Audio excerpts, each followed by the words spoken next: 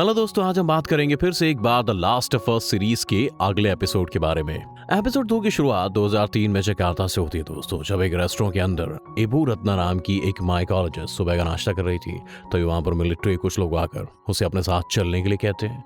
गाड़ी के अंदर वो अपनी गलती के बारे में पूछताछ करती है, लेकिन ऑफिसर ये कहते हुए जवाब देता है कि उन्होंने कोई गलती नहीं की है, बस उन्हें उनकी ज़रूरत है। जिसके बाद वो गवर्नमेंट लैब के अंदर पहुंचते हैं और हमें पता चलता है कि अबू रत्ना ने अपने जीवन में बस फंगस पर ही रिसर्च किया है। माइक्रोस्कोप से वो देखती है तो दावा करती है कि फंगस पैरासाइट ही है, लेकिन जब मिलिट्री ऑफिसर बताता है कि ये किसी इंसानी शरीर में उन्हें मिला है तो उसके लिए इस बात का यकीन करना बहुत मुश्किल हो जाता है। जिसके बाद अबू रत्ना को एक कमरे में लाया जाता है, जहाँ एक महिला की जांच करने पर उसने ये पाया कि इस महिला को किसी आदमी ने काटा है। मुंह की जांच करने पर उसे जिंदा कोडाइसिस फंगस मिला, जिसे देखकर वो डरने लग जाती है और वक्त रहते ही वहां से बाहर भाग जाती है। ऑफिसर रत्ना को बताता है कि सबकी शुरुआत तब हुई जब सारे वर्कर्स फैक्ट्री में काम कर रहे थे। तभी एक महिला ने उन पर हमला किया, जिस कारण सभी लोग कुछ ही देर में एक दूसरे को काटने लग गए और ना चाहते हुए भी उन्होंने मारना पड़ा। लेकिन उस औरत के शरीर को जांच के लिए यहाँ पर लाया गया था। तभी रत्ना को पता चलता है कि कई लोग अब भी बाहर हैं जो संक्रमण फैला रहे हैं, जिस कारण अधिकारी उससे इस बीमारी के और ना फैलने के उपाय और दवाई जानना चाहता है। लेकिन अपनी पूरी जिंदगी इसी की रिसर्च करने में बिताने वाली औरत ने ये जवाब दिया कि इसका कोई इलाज नहीं है और ना ही कोई इसकी वैक्सीन है। इस इन्फेक्शन को रोकने का बस एक ही उपाय है, सारे शहर में बमबारी करनी होगी ताकि इंसानों के साथ कोई संक्रमित बचने ना पाए। अब कहानी दोस्तों वापस 2023 में आ जाती है, जहाँ खड्डे में एली सो रही तो एकदम से भड़बड़ा के वो नींद से जागती है। लेकिन एली ने देखा कि टेस्ट और जोएल बंदूक थामे उस पर नजर रखे हुए थे। एली ने उन्हें समझाने की बहुत कोशिश की कि उसका एक काटा हुआ निशान एक हफ्ते पुराना है, जिससे पता चलता है कि वो वाकई में फंगल इंस्पेक्शन से पूरी तरह से इम्यून है। वो ये भी बताती है कि जब उसे ज़ोंबी द्वारा काटा गया तो मालिन ने उसे ढूंढा और एक कमरे में उसे जंजीरों से बांधकर उस पर कई टेस्ट किए गए, लेकिन इस दौरान वो कभी बीमार नहीं पड़ी। लेकिन जोएल को उसकी बातों पर बिल्कुल यकीन नहीं था। टेस्ट के फोर्स करने के बाद लड़की ने सब कुछ बता दिया कि पश्चिम में एक फायर फ्लाइज का कैंप लगा हुआ है, जहाँ के डॉक्टर्स पर रिसर्च करके इन्फेक्शन पर वैक्सीन बनाने वाले हैं। लेकिन जोएल के मुताबिक वो ये वैक्सीन वाली कहानी पिछले 20 साल से सुनते आ रहा है, जिस कारण वो सब छोड़कर वापस बॉस्टन जाना चाहता था। फिर भी टेस्ट किसी तरह जोएल को आगे बढ़ने के लिए मना लेती है, क्योंकि जोएल को गाड़ी के लिए बैटरीज भी फायरफ्लाइज भी देने वाले थे। तब थोड़ी देर बाद ही दोनों एली को लेकर बाहर निकल आते हैं। उस जगह पर गिराए गए बॉम्ब से बने मलबे ने स्टेट हाउस जाने वाला रास्ता ब्लॉक कर दिया था। अब इनके पास दो ही रास्ते थे, कम खतरे वाला लंबा रास्ता या फिर मौत से मिलने वाला छोटा रास्ता। थोड़ी और बात करने के बाद उन्होंने होटल के माध्यम से जाने वाला लंबा रास्ता ही चुना। रास्ते पे जाते टाइम एली ने बताया कि वो अनाथ है। कुछ दिनों पहले ही सबके मना करने के बावजूद भी वो अकेले मॉल के अंदर घुस गई थी। वहीं पर एक इन्फेक्टेड ने उसे काट लिया था, जिस वजह से फायर फ्लाइज उसे देखते ही मारने वाले थे, लेकिन मर्लिन ने उसकी जान बचा ली। एली को लगता था कि बाहर की दुनिया इन्फेक्टेड लोगों से भरी पड़ी थी, लेकिन बाहर हर जगह शांति है। थोड़ी देर बात करते हुए चलने के बाद उन्हें किसी संक्रमित के चिल्लाने की आवाज़ सुनाई थी। जोएल बताता है कि इन्फेक्टेड आंखों की बजाय आवाज़ से शिकार का पता लगाते हैं। थोड़ी देर बाद जब वो होटल पहुंचने वाले होते हैं तब एली ने देखा कि वहां के कमरे में पानी भरा हुआ था। पानी ज़्यादा गहरा नहीं था, जिस पर एली लॉबी में थोड़ा टाइम पास करने लगती है। लेकिन तभी उसको समझ आया कि वो लोग असल में कितनी खतरनाक जगह पर है। ऊपर जाकर उन्होंने देखा कि मलबे की वजह से हॉलवे का रास्ता ब्लॉक हो गया था। तब टेस मलबे से अंदर होकर उनके लिए रास्ता ढूंढने चली जाती है। इसी दौरान एली जोएल के पास बैठकर कई सवाल करने लगती है, जैसे वो कहाँ से है, वो टेस्ट के साथ कब से है और वो क्या उसे पसंद करता है, क्या उसने अब तक कितने ज़ॉम्बीज़ को मारा है। वो बताता है कि उसने अब तक कई इन्फेक्टेड को मारा है। तभी टेस्ट वापस आ गई, जिससे उसे इसके सवालों का जवाब नहीं देना पड़ा।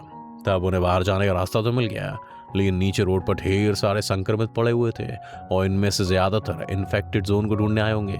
लेकिन अपनी मंजिल पर पहुंचने से पहले ही वो इन्फेक्शन का शिकार हो गए। तभी एली का ध्यान गया कि इन्फेक्टेड लोग एक दूसरे के संपर्क में हैं। टेस्ट ने समझा है कि फंगस जमीन के अंदर भी उगता है। अंडरग्राउंड से फंगस की जड़ें आसपास के सारे इलाके में फैल गई हैं, जिससे अगर कोई जिंदा आदमी 1 किलोमीटर दूरी पर भी किसी फंगस पर पैर रखता है तो इधर ये जितने भी संक्रमित पड़े हैं ना, इन सबको पता चल जाएगा कि इनका शिकार कहीं आसपास ही है। अब ये साफ था कि इन्हें ना चाहते हुए भी म्यूजियम वाला छोटा रास्ता लेना होगा। म्यूजियम के बाहर सूखी फंगस देखकर जोएल समझ गया था कि शायद अंदर के सारे इन्फेक्टेड मर चुके होंगे। तब म्यूजियम के अंदर आते ही एली को क्या हुआ, एक आदमी की लाश मिली। वो उसके घाव देखकर हैरान रह गए, क्योंकि इन्फेक्टेड कभी अपने शिकार को इतनी बुरी तरह से नहीं मारते। पर टेश का मानना है कि शायद इसके साथ जो भी हुआ था वो म्यूजियम के बाहर ही हुआ होगा और शायद बाद में अपनी जान वान बचाने के लिए म्यूजियम के अंदर आया हो। अब क्या होता है भैया, तीनों बड़ी सावधानी से अंदर जाने लगते हैं, क्योंकि जो भी वहां है शायद वो उनकी राह देख रहा है। जिस कारण वो बिना कोई आवाज की एकदम शांति से उस जगह को पार करने लग जाते हैं। लेकिन अचानक से इनका सामना एक क्लिकर से हो जाता है। ये देखते तीनों की हालत पतली हो जाती है। तब जोएल एली को इशारा करते हुए बताता है कि क्लिकर उन्हें देख नहीं सकते, लेकिन उनके सुनने की शक्ति कमाल की होती है। मतलब जिंदा रहना है तो बिना किसी आवाज के यहाँ से निकलना हुआ है फुर्ती से। फिर ये तीनों किसी तरह छुपते छुपाते उस रूम के बाहर निकलने लगते हैं। लेकिन तभी एक और क्लिकर को अपने एकदम सामने खड़ा देख एली की सांस फूल जाती है। वो इतनी सी आवाज के सुनकर क्लिकर उन पर हमला कर देता है। जोएल तब उससे लड़ने लगता है, गोली वोली चला देता है।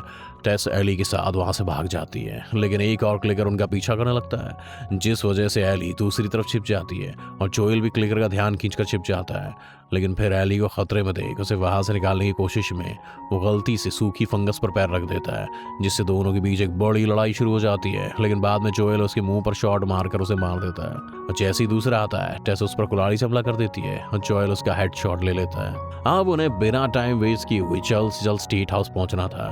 क्लिकर से लगते वक्त टेस के पैर में मोच आ गई थी और एली एक बार फिर से इन्फेक्शन की बाइट का शिकार बन गई थी। लेकिन चिंता की कोई बात नहीं थी, क्योंकि वो इन्फेक्शन से इम्यून है। अपनी मंजिल की तरफ बढ़ते हुए बिल्डिंग के बाहर पहुंचते उन्होंने देखा कि एली को ले जाने वाला ट्रांसपोर्ट ट्रक तो खड़ा था, लेकिन आसपास कोई फायरफ्लाई नजर नहीं आ रहा था। तब जांच करने पर ट्रक का ड्राइवर जोएल को ट्रक के नीचे ही मरा पड़ा हुआ दिखाई देता है और खून के निशान सीधा स्टेट हाउस के अंदर जा रहे थे। इससे पता चलता है कि यहाँ जरूर कुछ बुरा हुआ है। टेस बिना कुछ सोचे हुए एली को पकड़कर बिल्डिंग के अंदर ले जाती है। तब जोएल भी उसे रोकते हुए गुस्से में उसके पीछे चला गया, पर वो ये देखकर चौंक गया कि अंदर एली को लेने आए सारे फायरफ्लाइज की लाशें पड़ी थी। और थोड़ी छानबीन करने पर जोएल को पता चला कि उनमें से एक फायरफ्लाई इन्फेक्टेड था। वो उन्हें देख ये तर्क लगाता है कि या तो फायरफ्लाइज ने इन्फेक्शन के डर से एक दूसरे को मार दिया होगा, या फिर ये भी हो सकता है कि इन्फेक्शन को और फैलने से रोकने के लिए उन्होंने खुद की जाने ले ली हो। तब टेस वहां क्या करती है, आसपास सामान की जांच करने लग जाती है। इस उम्मीद में कि किसी के पास तो मैप वगैरह होगा जिससे वो पश्चिम में जो फायरफ्लाइज का कैंप है उस तक पहुंच पाए। चाहे कुछ भी हो, वो एली को फायरफ्लाइज के कैंप तक पहुंचाने का वादा करती है, ये कहते हो कि उनकी किस्मत हमेशा अच्छी नहीं रहेगी। जिससे एली समझ जाती है कि वो उस लड़ाई के दौरान संक्रमित हो चुकी है। ये बात सुनकर जोएल चौंक जाता है और टेस उसे गर्दन पर बना मार्क दिखाकर स्पष्ट कर देती है कि उसके बाद अब ज़्यादा टाइम नहीं बचा है। टेस के कहने पर एली ने जोएल को उसका काटने का निशान भी दिखाया है, जो अब धीरे धीरे अपने आप ठीक हो रहा है। ये देखकर अब जोएल भी समझ गया कि वो इस इन्फेक्शन से इम्यून है। अब टेस चाहती है कि जोएल एली को लेकर फौरन फायरफ्लाइज के कैंप को ढूंढे, क्योंकि अब उसे ही मानवता को बचाना होगा। इससे पहले कि जोएल को समझ पाए, एक अधमरे इन्फेक्टेड फायरफ्लाई ने एली पर हमला कर दिया, लेकिन जोएल ने फौरन उसे मार दिया। फिर धीरे धीरे जमीन पर बने फंगस की जड़ें उस इन्फेक्टेड फायरफ्लाई के कांटेक्ट में आने लग गई। यानी आसपास के सारे इन्फेक्टेड ज़ॉम्बीज को उनकी लोकेशन का पता चल गया है और बस कुछ ही मिनट में इन्फेक्टेड का झुंड बिल्डिंग के अंदर घुस जाएगा। तब टेस ने जोएल को कहा कि वो जल्दी से एली को लेकर वहां से निकल ले, जबकि वो बिल्डिंग के अंदर ही रहकर इन्फेक्टेड को रोकने की कोशिश करेगी। लेकिन एली इस बात को मना करती है, लेकिन कोई और ऑप्शन था ही नहीं इनके पास। तो जोएल ना चाहते हुए भी टेस को पीछे छोड़ने पर मजबूर हो जाता है और एली को वहां से दूर खींचते हुए बिल्डिंग के बाहर ले जाता है। अंदर टेस फायरफ्लाइज के लिए फ्यूल और बॉम्ब्स को जमीन पर गिरा देती है। उसके प्लान के मुताबिक इन्फेक्टेड के अंदर आते ही टेस धमाका करके खुद के साथ उनको भी उड़ा देगी। और जैसे ही ज़ॉम्बीज अंदर आना शुरू हुए, टेस लाइटर को जलाने की कोशिश करती है, लेकिन नाकामयाब होती नजर आती है, क्योंकि लाइटर ने काम ही करना बंद कर दिया है। इन्फेक्टेड ज़ॉम्बी स्टेट हाउस के अंदर घुसकर अपने शिकार को ढूंढने लगते हैं। तभी उनमें से एक आशिकाना ज़ॉम्बी टेस को किस करके इन्फेक्शन ट्रांसफर करने लग जाता है और टेस आखिरी दम तक लाइटर को जलाने की कोशिश में थी और आखिरकार लाइटर जल गया और टेस ने जमीन पर बड़े फ्यूल को जलाकर स्टेट हाउस में जबरदस्त धमाका कर दिया। जोएल और एली बाहर पहुंचकर इन्फेक्टेड्स को जलता हुआ देख रहे थे, लेकिन साथ ही इस बात से गुस्सा भी थे कि वो टेस के लिए कुछ भी नहीं कर पाए। और इसी सीन के साथ ये वाला एपिसोड भी खत्म हो जाता है। मिलते हैं दोस्तों अगले वीडियो में। हमारा वीडियो आपने पूरा देखा, इसके लिए बहुत बहुत धन्यवाद। बाकी आपको ये पूरी सीरीज देखनी है तो हम 1 by 1 इसके वीडियो रिकॉर्ड कर रहे हैं, तो हमारे चैनल को जरूर सब्सक्राइब कर लें और वीडियो आपको सबसे पहले मिले तो बेल आइकॉन की नोटिफिकेशन को भी दबा दें। धन्यवाद।